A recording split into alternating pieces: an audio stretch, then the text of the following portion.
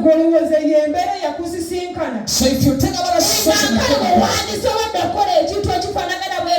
yet you are able to do the same thing and you fail to it, don't you think it was God's grace? Don't you think it was God's grace?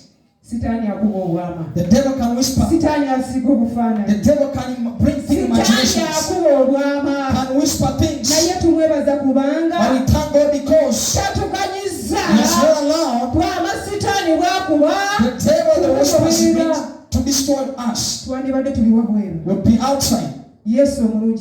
Amen. He has been God. The first worshiping God. But the second thing amazed me. It was like a miracle that I didn't expect it. Amen. But he has been God. And where we are going, she shall be God. You will be the same God.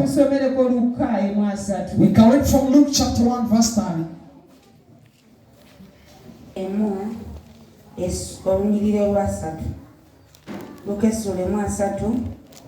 Awo malayika n'amugamba nti totya Maliyamu kubanga olabye ekisa eri Katonda.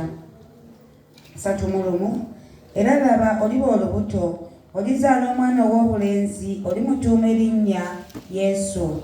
Oyo aliba mukulu aliyitibwa mwana w'oyo ali waggulu ennyo. Era Mukama Katonda alimuwa entebe ya Dawudi jjajjaawe. Era anaafuganga ennyumba ya Yakobo emirembe n'emirembe, so obwakabaka bwe tebuliggwaawo. Awo Maliyamu n'agamba malayika nti kiriba kiki ekyo kubanga simanyi musajja.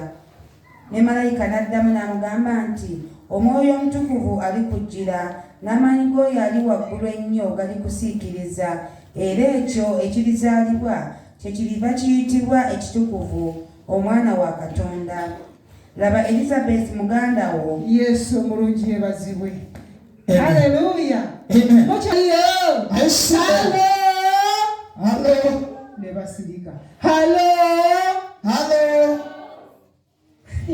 Yesu omulungi yebazibwe. Amen. Wana tulaba sitole y'omukyalo ono. We see a story of a Something nagwe kati mu biseera bino tulina we lunaku lwe twatandise okutunuulira. As we have started okutunuulira Christmas. As others are putting facts. They have started seeing facts. Seeing chicken. As I used to see some years back, I couldn't see Christmas except eating well. Yes, omulungi yebazibwe. Amen. Bayibuli etulaga omukyalo. Bible saw this woman. Nti omukyalo ono Mariyamu. This woman Mary. Yali mukyala. She was a lady. Omulungi. Very beautiful. Ate yonoonesa. And she couldn't defile herself. Yes, omulungi yebazibwe. Amen. Ate akola ki? Ate yonoonesa. Couldn't defile herself. Bwe yali ali awo. As she was there. Naye nga komona. But she was a commoner. That she's a commoner. We are children of God, we are not just a woman. She was like a widow woman. And can you as you can see, in the parts, there are the big princes and princes. And there are these one, the maids and so on. It was like a eunuch. I'm trying to tell you that she was not. Oh dear, as you can see Mama Anita. As you can't expect that she can't become a president. Because you see that slender. Amen. The Bible says that God and so then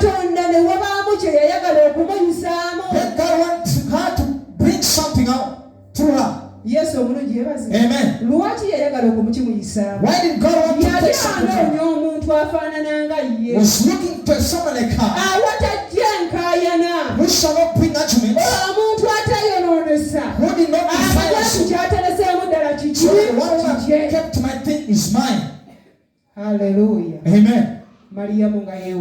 Then there was Mary. Mariamu agenda okumufuna bambi nga ali kuddiirwa agenda kufumbirwa. She was planning to get married. Ali mu nteekateeka agenda kufumbirwa. She was in preparation of getting married. Maama kwagala akaseera k'olimu kano nga bagenda kuwoza otwala mwami waka. As preparing a husband to come as well. Ekigenda okulabika ng'ate wano olubuto lwe. Before you know she has conceived.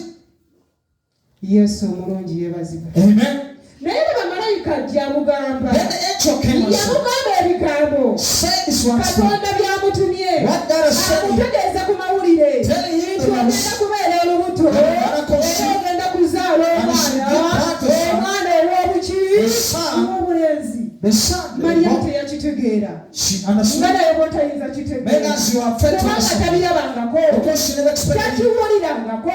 Ne mu byafaayo tekibeerangako. It has never happened before.